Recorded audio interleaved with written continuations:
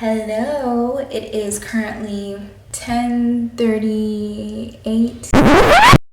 That's really crazy. I sat here and I recorded what felt like 5 to 10 minutes of content, and my camera died and it captured absolutely none of it. Well, it saved absolutely none of it. So take 3. Hey you guys, it's your girl Ivy, aka IO. If you know, then you know.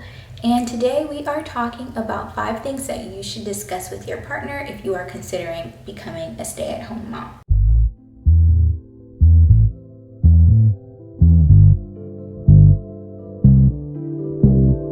It's currently a Wednesday, it's 11:08 p.m. so I'm going to try to keep this really quick so that I can go to bed and I can go cuddle with my man, you know what I'm saying? Just kidding. Okay, no, but seriously, I am kind of ready to go to bed. Number 1, if you are considering transitioning to becoming a stay-at-home mom, I think it's really important to talk to your partner and ask them if they were to take on all of the household expenses as well as your personal expenses, if they would still be comfortable. What I mean by that is, if they take on all of the bills, will they still be able to maintain a certain level of normalcy as far as their lifestyle goes? Can you maintain a certain level of normalcy as far as your lifestyle goes and the things that you spend money on to maintain your lifestyles, maintain your well-being and your upkeep and all of those things?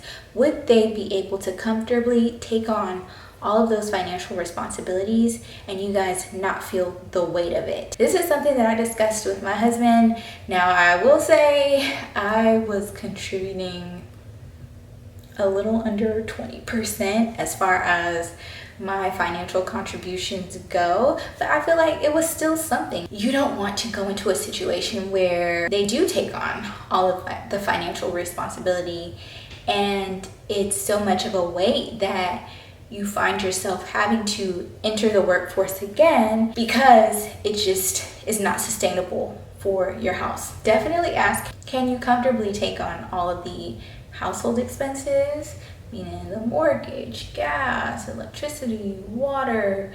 Can you take on any other bills we may have? Maybe we have hospital bills. Maybe I have personal debt that I'll need you to take on for me. Will you still be able to cover our trips to places and groceries and just miscellaneous things that come up around the house, or insert any random expense? Make sure that you guys will still be able to be comfortable in your lifestyle. Number 2, I think it's super important to discuss how the dynamic of your household will change.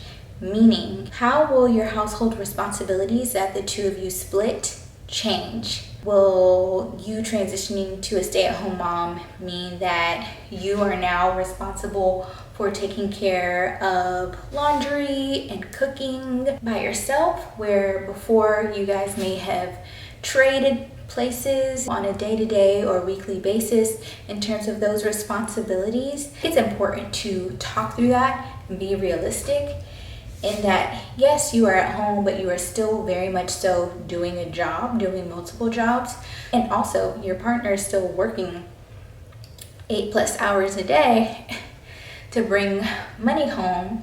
And you guys need to create a schedule and divvy up roles and responsibilities to where the two of you don't feel drained, burnt out, overwhelmed at the end of the day. Discuss that, talk through how that will change, and also understand that things can change, and be open to discussing if you start with a certain level of roles and responsibilities for the two of you. Be open to adjusting as you get into the groove of your new situation.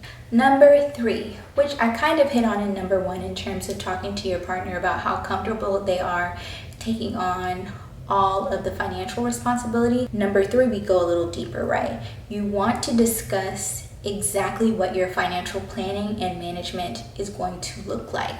I highly recommend creating a budget tracker where you're able to outline, number 1, all of your currently existing household expenses. Once again, that is mortgage, electricity, water, gas, Wi-Fi, if you have a security system, your monthly payments for that, all of those things. If you have someone cut the grass, put that on the list. You know, if you have an exterminator who comes every month, put that on the list. All of the household expenses that you guys pay for every month. And then outside of that, create a personal expense column where you talk through what you guys are currently paying individually on a month-to-month basis. And that could be anything from your Apple Music subscription that you have to your car insurance payment. List it all out. And then it could even be something that you do personally for, you know, your upkeep, your maintenance. So for example, for me, one of my personal expenses is my hair and nails. So that is something that I listed in terms of my personal expenses. List all of those things out. And then in another column or tab, list out all of your current debt. As you can see, in order to even start thinking about doing this, you have to get really real and honest and open about your financial situation. And I hope if you are married to someone and you guys are even thinking about doing this, that you already have that type of relationship where you are openly discussing finances and are comfortable talking through how much you make, obviously, the kind of debt that you have, all of those things. You want to talk through that so that you can get a full picture of how much your partner will have to take on. It's also important to discuss while you're talking through financial planning and management, if you intend on having personal spending outside of personal expenses and household expenses, you know, personal spending as well as savings. So what my husband and I did was we created this budget tracker. We looked at what we would spend in a month with our personal expenses combined on top of our household expenses. And then we looked at, based on his salary, what we would have remaining, what we would ideally like to save, and then based off of that, what we would have for personal spending. And that has been super helpful in that it made us feel even more confident moving into this new space, because we saw that we would have the ability to not only cover those household and personal expenses, but also save money and have play money for the both of us. Going back to the personal spending that I accounted for, such as my hair and nails, that's something that I think is extremely important to talk about, right? If you are someone who likes to allocate $100, $200 a month to doing shopping for yourself, or a few hundred to do things for upkeep like me, such as my hair and nails, these are things that you really need to talk about and be upfront about and say like, hey, these are things that I want to make sure I keep and maintain for myself, so that it is not placed in the personal spending bucket, and instead it is a given and placed in the personal expenses bucket. So personal expenses are, we're gonna set this money aside regardless every month, and personal spending is basically what you have at the end of covering your expenses and putting aside savings. And that could range depending on how things go, right? You know, things come up. So if you make sure to put things that are important to you in terms of maintaining your existing lifestyle, if you make sure to put that in the personal expenses bucket, then you don't have to worry about sacrificing that in the future. I hope that makes sense. So definitely discuss that. It's important for both of you to discuss it, because once again, you want to make sure that the two of you ensure that you are maintaining a sense of normalcy in your life, in your relationship, in your house. Number 4, and we are still on finances, because baby, that is one of the biggest things in terms of transitioning, because literally you're losing one of your incomes. So you need to talk about it. So number 4, as we're talking about finances, let's get into debt, right? I kind of touched on it in number 3, but let's really dig deep. What does your existing debt look like as the person who is transitioning to staying at home? And number one, is your partner comfortable with taking on that debt that you have? Or would you like to go ahead and pay off that debt before transitioning? So for me, it's not that my husband said that he was necessarily uncomfortable, but I just felt that it was important for me to go ahead and pay off all of my credit card debt before transitioning to staying at home, because I didn't want that to be a burden that he had to carry, right? So one of the things that I did was I made sure to work and use my checks to aggressively pay off my credit card debt before choosing to leave. So what that meant was my husband went ahead even before I left my job. He went ahead and started covering all of our bills so that I could use my paychecks to aggressively knock out all of my debt. And I was able to do that pretty quickly. And then I put in my 2 weeks and said deuces. So yeah, discuss that. Are they comfortable with taking on your debt? If not, can you stay at your job a little longer so that you can use your checks to pay off the debt? Are you in a place where they can go ahead and start taking care of bills so that you can do that? And if not, what is going to be you guys' game plan in terms of managing that personal debt that you have? All right, you guys have come this far, and if you have, thank you so much for watching. Don't forget to like, comment, and subscribe, okay? And hit the post noties. I'm trying to be consistent, but a lot of times I'm not. I'm just being honest. So those post notifications will allow you to see whenever I post. And I love you for it. I mean, I love you anyway.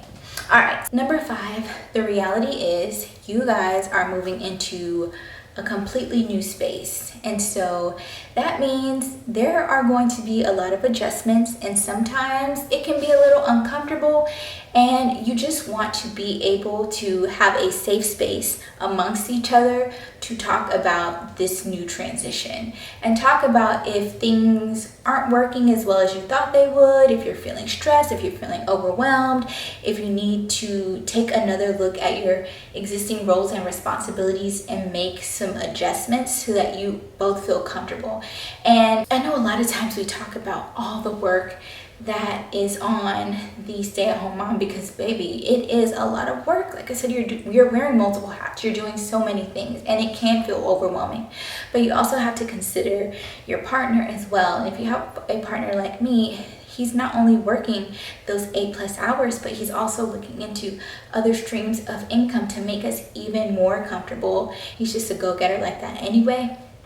But beyond that, he is also being an amazing parent. And for instance, getting up earlier in the mornings to allow me to sleep in so that he can take care of our daughter, or getting her right after work so I can take care of other things in the house, or just get a little bit of me time. So he's doing a lot, and he's extending himself just as much as you are. Now I say this, if you have a good partner, and I'm praying that all of you guys have an amazing partner, just realize that for your partner, there is a certain level of pressure on them now, right? Like, I have to make sure I keep my shit together because I'm the only one paying bills now. And that means if I lose my job, we are now financially insecure. And so that's a lot of weight that they have to carry as well. So I think it's really important to see things from both sides and be able to have honest and open conversations about how you guys feel, if it's working for you, if it's not working for you, what you can do to make the situation better so that you all are happy, so that wifey is happy, hubby is happy, baby is happy, and you're in a beautiful and comfortable home, and you still love each other, and you're still happy. And don't get me wrong, I'm not trying to glamorize anything, but I do truly believe that whether you choose to both be working full-time or one of you chooses to stay at home, both situations can exist, and partners can be happy in both dynamics. You just have to be really honest and open with each other and be compassionate too. Be empathetic of each other and the roles and the parts that you play to make this work. That was all of it, but I do have a bonus one. Bonus topic to discuss if you are considering becoming a stay-at-home mom would be talking through how, yes, you are a mom and now you're about to commit majority of your day to being that, but you're also so many other amazing things. And you want to be able to allocate time in your day, your week, your month to pour into those other aspects of who you are. That may mean your partner dedicating time, extra time to taking care of your little one so that you can do those things, and vice versa. You guys should make space for each other to still maintain your individuality outside of your new roles. And this is what will really continue to foster a happy and healthy family, relationship, and dynamic in this new space. So I hope these were all helpful tips for you. If you have any questions, of course, leave them in the comment section. If you are a stay-at-home mom and you have anything that you would like to add, please do. And as usual, thank you so much for watching. Like, comment, and subscribe, and I will see you in the next video. Bye.